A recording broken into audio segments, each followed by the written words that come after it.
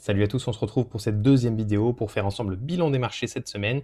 Et croyez-moi, des choses il s'en est passé. Alors installez-vous confortablement dans votre canapé, sortez le petit café et on est parti. Alors on commence tout de suite avec le Nasdaq 100, mon petit chouchou. Alors le Nasdaq 100, c'est hyper intéressant. Je ne sais pas si vous vous rappelez, on avait eu une trendline, donc la trendline basse du canal. Hop, on a eu un premier rebond, un deuxième rebond. Et là, regardez, la bougie de vendredi dernier, elle a clôturé. Alors on est descendu très bas, hein, ce qui a permis la création d'une petite résistance journalière ici à 24 600 points, mais elle s'est arrêtée, il n'y a pas de secret, voilà, juste sur la trendline encore une fois. Donc là on a vraiment un canal qui est parfaitement délimité, avéré, reconnu par le marché, c'est parfait. Et on a eu ensuite, dans la semaine, la news, l'information comme quoi le shutdown américain allait s'arrêter. Donc le marché a interprété ça comme une news très positive, puisqu'il y a une partie de l'économie américaine qui repart. On va avoir à nouveau des publications, des chiffres extrêmement intéressants pour le marché, comme l'inflation, le taux de chômage, le taux d'emploi, etc. Et puis, en 3 jours seulement, tac, le marché s'est rappelé que finalement, oui, c'était super, mais en fait, on revenait à l'état d'avant, c'est-à-dire que les valorisations des actions technologiques sont toujours très élevées. On ne sait pas pendant 43 jours si les chiffres de l'emploi ont été très négatifs ou non. D'après les premières rumeurs, ils seraient d'ailleurs pas fameux. Et du coup, petit plongeon. Et aujourd'hui, on en est là. Je vous parle, on est vendredi midi. La vidéo sera publiée samedi matin. Voilà, ça va être une bougie cruciale. Actuellement, clôture sous le bas du canal. Ça sent pas bon quand même, hein. Ça sent franchement pas bon. Ensuite, alors on a quelque chose de sympa. On a la petite trendline, je vous l'ai mis en pointillé ici, vous voyez là. Hop. Voilà, qui est constituée du deuxième rebond qu'on avait sur le bas du canal. Et évidemment, de la petite bougie et l'extension de la bougie qui a eu à 24 600. Bon, je l'ai mis en pointillé parce qu'elle est la deuxième bougie est quand même pas super propre. Le marché peut réagir dessus, il faut le garder à l'esprit, mais pour moi, c'est pas une résistance d'envergure. La résistance d'envergure, par contre, celle qui est très intéressante, c'est celle des 24 000 points, on le rappelle, chiffre rond, psychologiquement important pour le marché, phénomène autoréalisateur, tout ça, tout ça. Et là, vous avez bien, voilà, sur nous, ça a tapé plusieurs fois, on est certain que le marché va réagir dessus, sauf évidemment news dramatique sur le plan macroéconomique. Et enfin, les 23 000, hop, comme d'habitude, qu'on attend. On risque de les attendre un petit moment encore, hein. C'est possible qu'on y aille, ça ferait du moins 12, moins 13% à suivre. En hebdomadaire, et là, c'est hyper intéressant. Mais regardez-moi cette beauté là. Ça, c'est de l'or. Regardez, en haut là, hop. J'appelle ça la convergence des sphères. Vous avez 3 unités temporelles qui se recoupent. Donc on a le canal, hop, en daily, en journalier, dont on parlait tout à l'heure. On a cette fameuse trendline hebdomadaire là, qui dure depuis, je sais pas si je peux remonter, on le voit pas, mais quasiment 2 ans maintenant. Et surtout, on va le voir un peu après, la trendline du canal mensuel, donc la plus grosse résistance en termes de temporalité. Et là, à mon avis, alors si le marché y arrive, il peut très bien continuer, aller plus loin, dans ce cas c'est manqué, mais si le marché a un dernier sursaut de hausse et arrive ici, je pense que c'est un excellent point de vente. En tout cas, personnellement, je pense que j'aurais tendance à me soulager d'une partie de mes actifs. Et puis après, évidemment, hop, on a toujours la résistance hebdomadaire ici, du crash d'avril dernier. Bon, pour l'instant, c'est un peu de la science-fiction. Celle qui est très importante au cas où la consolidation actuelle s'aggraverait et donnerait lieu à une correction, et ben, ça serait évidemment les 22 000 points, résistance qui a été travaillée longuement en hebdomadaire ici, là, on voit bien le break haussier. Voilà, pour moi, ça, c'est une résistance à ne pas négliger dans les semaines à venir. Au niveau mensuel, vous voyez, on est toujours dans ce très beau canal. Alors, vous vous rappelez, on avait délimité facilement la bande basse avec, hop, nos deux impacts, et par projection parallèle vis-à-vis de la borne basse, hop, on en avait fait une supérieure, voilà, on avait un rebond, mais on n'a toujours pas, vous voyez, cette fameuse convergence des sphères là, qui devrait être le deuxième rebond, et valider ou non l'existence de ce canal. Bon, dans tous les cas, c'est une zone d'importance, encore une fois, qu'il faut regarder avec attention dans les prochaines semaines, prochains mois à venir. Ça va dépendre de la vitesse d'évolution du marché, évidemment, et on suivra ça avec attention. Notez aussi tout de même que le RSI est quand même largement en surchauffe en mensuel. Bon, ça voudrait dire que quand même, ça va être difficile à court terme de revenir tout de suite toucher la borne haute. On risque d'avoir une petite respiration qui dure quelques jours, voire quelques semaines. Allez, j'enchaîne avec le S&P 500 en journalier. Le S&P 500, ça ressemble beaucoup au Nasdaq, hein. Vous voyez, le vendredi dernier, hop, belle clôture de bougie. Alors, cette fois, c'est un peu différent. Trendline basse du canal haussier. Vous voyez, on n'avait eu qu'un seul rebond, ici. Donc, on ne savait pas vraiment si si c'était valable. On l'avait fait par projection parallèle par rapport à celle-ci, tout le long, là, qui, elle, avait eu un rebond, 2 rebonds, 3 rebonds. Et là, regardez, on n'a rien, on n'a pas inventé l'eau chaude, hein, pas de miracle. Elle s'est clôturée, hop, pile poil au niveau de la borne basse. Donc le canal est avéré, c'est parfait. Et contrairement au Nasdaq, vous voyez là, on est vendredi midi, je rappelle, la bougie actuelle de ce vendredi, hop, elle n'a pas encore cassé la borne basse. Donc on va voir, c'est important que les deux indices en général soient coordonnés pour valider le mouvement à venir. Bon, là, ça va être très intéressant de savoir à vendredi ça, où elle va clôturer. Je vous en parlerai évidemment dans la prochaine vidéo. Mais pour l'instant, voilà, le canal haussier du S&P 500 en journalier, il tient encore. On a la petite résistance, hop, bougie d'extension ici. Mais bon, comme d'habitude, la plus importante, c'est les 6500 par ici, hop, où il y a eu pas mal d'impact. Ici aussi d'ailleurs. Et puis un peu plus bas, les 6360. Alors là, ça ferait quand même des belles réductions. Ça peut arriver. À mon avis, pas dans les prochains jours, mais clairement, ça peut arriver. D'autant plus qu'au niveau du RSI, vous avez vu, le S&P 500, hop, il est en train de jouer dangereusement avec la limite des 50. Alors, la limite des 50, je vous le rappelle, c'est un peu la délimitation entre marché, entre un cours qui est plutôt haussier ou baissier. Là, on voit que, bon, ça peine à rester au-dessus des 50, ça casse aujourd'hui en dessous des 50 encore une fois. Bon, si la bougie clôture à la fois en dessous du bas du canal et dans la partie basse du RSI, clairement, on a statistiquement plus de chances de voir le cours continuer sa baisse et peut-être d'arriver sur cette belle résistance-là où on verra ce qu'on fait. En hebdomadaire, toujours la très très belle résistance ici, là, en rouge, qui dure depuis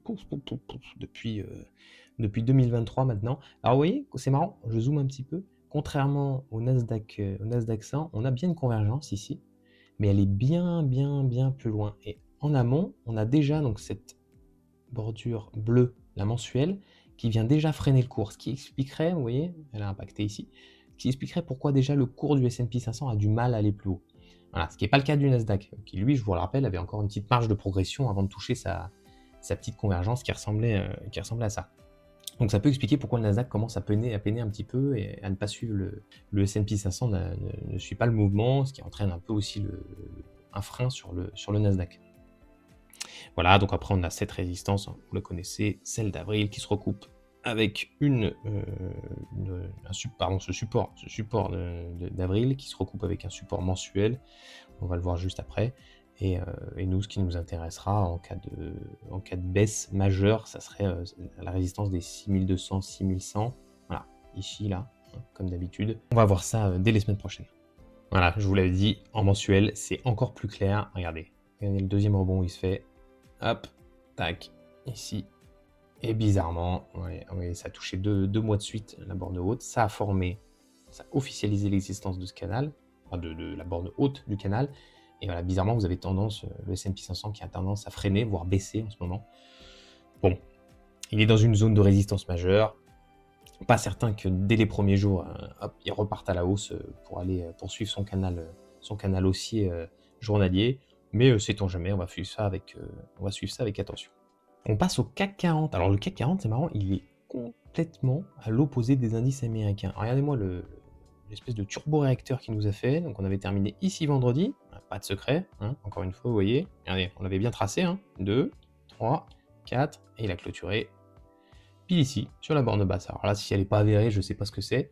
Et ensuite, on a enchaîné, alors je ne les ai pas mis parce qu'ils sont relativement petits, on a enchaîné les petits gaps. Hop, il y en a un ici, vous voyez.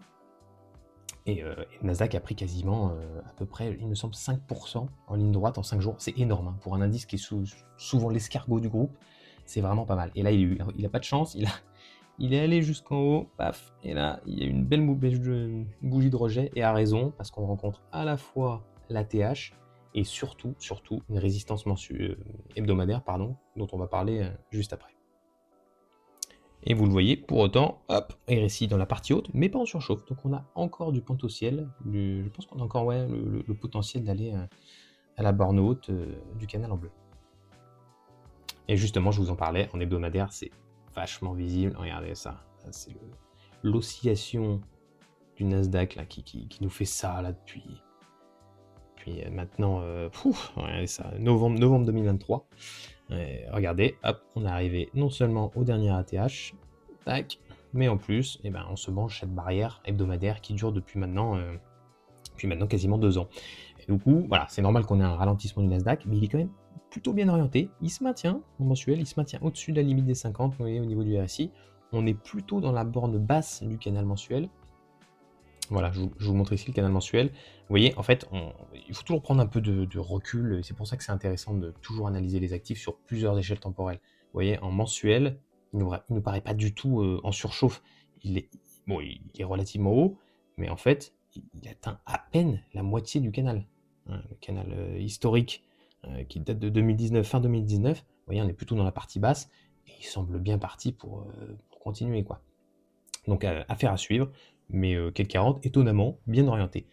Si les indices américains décrochent violemment, vous le savez, ils ont une influence quand même conséquente sur les entreprises du CAC 40 de par les partenariats, enfin bon, je vais pas rentrer dans les détails, mais voilà, les États-Unis ont une influence importante sur notre indice du CAC 40, et on peut avoir un gros ralentissement si ce n'est une baisse et repartir taper du coup à nouveau la borne basse du canal mensuel.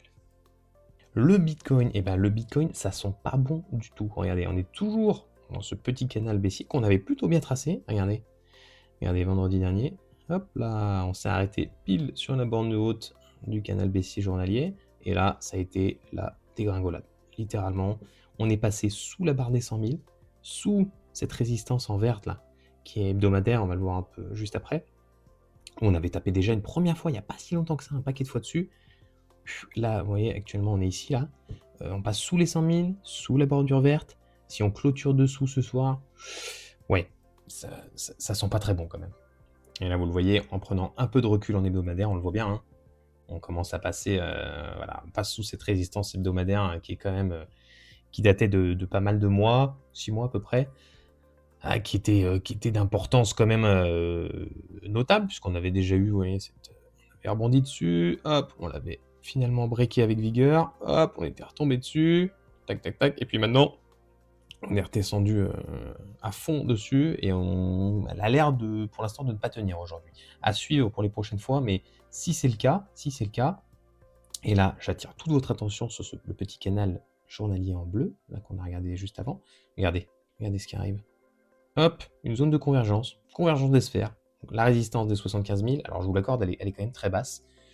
Pas sûr qu'on y arrive tout de suite si le mouvement baissier se prolonge, mais voilà, on aurait un recoupement à la fois de la borne basse et de la résistance historique hebdomadaire, qui elle date de mars 2024 quand même. Et là, ça ferait quand même un super point d'achat. Les 50 000, plus bas, on en avait parlé lors de la dernière vidéo. Pour moi, c'est un peu de la science-fiction pour l'instant. Mais voilà, bien se garder à l'esprit qu'on est dans une configuration quand même relativement baissière. Oui, on vient de break le beau canal bleu hebdomadaire qui date quand même de mars 2024. Et en plus, on rentre dans une zone, la zone basse du RSI. En mensuel, pas grand chose à ajouter. Voilà, alors, si la résistance, le support pardon, de 50 000, c'est de la science-fiction, autant vous dire que celui des 16 000 points, c'est Star Wars. Et puis évidemment, le support mensuel historique des derniers pics qu'il y a eu autour des 60 000, qui pourrait faire une petite résistance, hop, un petit support, pardon, avant d'atteindre les 50 000 si jamais le scénario catastrophe se prolongeait. On passe à Nvidia. Nvidia, je voulais faire un petit point dessus parce que c'est quand même un peu le baromètre de l'IA sur les marchés. C'est l'une des valeurs technologiques phares du Nasdaq. Et elle est regardée par beaucoup en ce moment. C'est un peu le baromètre de l'humeur des marchés sur le plan technologique. Et vous voyez, on a eu, hop, à nouveau, on a eu une petite attaque ici de la borne basse du canal. Alors, c'est un peu moins propre que sur les indices, que l'action est quand même très volatile. Vous avez des gaps un peu partout, là, c'est criant. Et voilà, bon, on confirme que c'était une certaine résistance, et aujourd'hui, on en est là, quoi. On en est là, ça commence à casser les 50 du RSI, on enchaîne quand même une belle baisse, une baisse qui commence ici, un peu marseillais, et franchement, ça sent pas super bon pour l'instant, parce qu'il y a toute la côte qui est en train de corriger, affaire à suivre, mais voilà, gardez à l'esprit que le Nvidia, c'est pas forcément pour l'instant un meilleur point d'achat. Si je devais vraiment l'acheter, je pense que ça serait plus intéressant, la petite résistance journalière ici, les 180 chiffres ronds en plus, c'est pas mal. On l'a tapé ici, on a bien travaillé dessus pendant quasiment plus d'une semaine. Hop, petite touchette ici. Voilà, mais Si jamais le canal journalier, s'il venait à céder, eh ben, prochaine résistance, les 165 points, ça me paraît pas mal. En hebdomadaire, on prend un peu de recul. Alors, je vous le disais, là, on voit un peu mieux. Les 165, c'est pas mal. Ce qui est, à mon avis, très, très costaud, c'est les 150. D'abord parce que c'est un beau chiffre rond.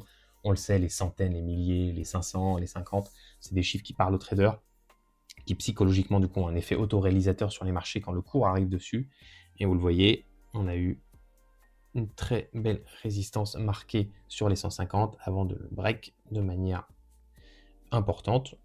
Pour moi, si le marché doit vraiment corriger, je pense que c'est celle-là, c'est ce support à ne pas louper. Au-delà, on a les... Alors, on passerait sous les 100, on arriverait sur le support des 90. Ça fait beaucoup, ça fait vraiment beaucoup. En mensuel, eh bien, pas grand-chose à dire. Mensuel, on a juste une chose qui me paraît importante, c'est vous avez vu ce support-là, qui de très très long terme quand même, qui date, alors je sais plus, on doit être 2024, ouais, on est quasiment fin 2023, donc plus de 2 ans. Et ben, et ben là, celui-là, je pense qu'un jour ou l'autre, on va le revoir, parce que regardez, vous voyez, on est en mensuel, on est en surchauffe encore, on est quand même très haut. Alors j'en ferai peut-être un jour une autre vidéo, mais vous voyez en plus, on a une divergence baissière, vous avez le RSI qui baisse depuis plusieurs mois, alors qu'à l'inverse, les cours montent. Et ça, en général, c'est pas très bon. Donc, gardez à l'esprit. Alors, est-ce qu'on va y arriver de cette manière, avec violence, ou tranquillement comme ça? Je ne sais pas. Mais ce qui est sûr, c'est qu'un jour ou l'autre, ce support de long terme mensuel, on va le revoir. Et on termine avec Total Energy. Total Energy, c'est un peu l'une de mes pépites préférées sur le CAC 40. Alors, on connaît une valeur résolument défensive, peu volatile, en tout cas beaucoup moins que le Nasdaq par exemple. Et là, je pensais que c'était intéressant de vous en parler parce que regardez bien, on a une résistance qui durait quand même depuis 3 mois. Travailler une fois, 2 fois, 3 fois. Ici, hop, pendant 3 jours encore attaqué. Et là, cette semaine, le break. Belle bougie verte haussière, indubitable. Ça c'est beau, c'est vraiment très beau. Et du coup, vous avez hop, le mouvement haussier qui s'est prolongé. Alors, il est possible, quand vous avez le break, une résistance qui devient aujourd'hui support, hop, de revenir taper dessus et de repartir. Bon, vu comme c'est parti, ça n'a pas l'air d'être pour tout de suite. Mais voilà, c'est important de voir que le cours de Total est reparti dans une dynamique haussière. On avait la petite résistance ici au 52. A priori, c'est plus d'actualité. Et un peu plus bas, hop, les 49 euros. À noter quand même qu'on en surchauffe. Donc il est possible, comme je vous dis, que voilà, on ait ce petit mouvement là en haut et qu'on revienne un peu plus bas pour repartir à nouveau. Et cette évolution du cours, elle est encore plus intéressante quand on la regarde à l'échelle hebdomadaire. Vous voyez, on est dans un canal quand même mai 2024, là, qui avait débuté ici. Et regardez, voilà, hop, on n'a pas juste cassé la résistance journalière, là, qu'on a délimité ici. Non, non, on est carrément sorti du range historique du canal baissier hebdomadaire. Donc, on va mettre, a priori, enfin un terme à ce mouvement baissier qui durait depuis plus d'un an. Prochaine résistance, du coup, hop, les 59 ici qui ont été beaucoup travaillés ici, qui ont été travaillés ici il y a bien plus tôt, voilà, là aussi également. Hein, vous voyez qu'on a une zone extrêmement bien délimitée, fiable. Et attention quand même, on a la barrière des 60 euros. Chiffre rond, on le rappelle, donc important. On pourrait du coup tout à fait aller en excès jusqu'aux 60 et hop, être refréné et baisser à nouveau. En tout cas, c'est une zone de résistance à regarder avec intérêt. Sur la partie mensuelle, alors vous voyez, j'avais laissé en pointillé, parce que désormais elle n'est plus d'actualité, j'avais laissé en pointillé le support mensuel qui date de tout de même 2021, qu'on avait fini par break ici, en juillet 2024. Et alors pourquoi je l'ai laissé? Parce que si vous le prolongez, très souvent, comme ceci, si vous le prolongez très seulement, il est possible que le cours, dans le cadre d'un scénario un peu, pas catastrophe, mais pas forcément positif non plus, vienne à nouveau taper pour confirmer l'existence de support long terme et reparte à la baisse. C'est possible. C'est possible, d'autant plus que, regardez, s'il le fait, on serait à proximité, alors plus ou moins 2 euros, hein, on serait à proximité de l'ancien ATH, le dernier sommet de Total. Donc ça fait quand même une grosse zone de résistance. Est-ce que le marché replongerait définitivement? Ça m'étonnerait. Mais voilà, il faut garder à l'esprit qu'on a cette zone de résistance particulièrement importante et que le cours freinera très certainement à son approche. Voilà, c'est terminé pour cette semaine. J'espère que ça vous a plu. Si c'est le cas, n'hésitez pas à vous abonner, à liker, partager. Ça me fait super plaisir. Et puis, il me reste à vous souhaiter un excellent week-end. À la semaine prochaine. Ciao. Helt op. Jeg har ingen følelse for dem, når jeg fucked up. Og jeg vil ikke dø, men de tester non-stop. Hvis det ikke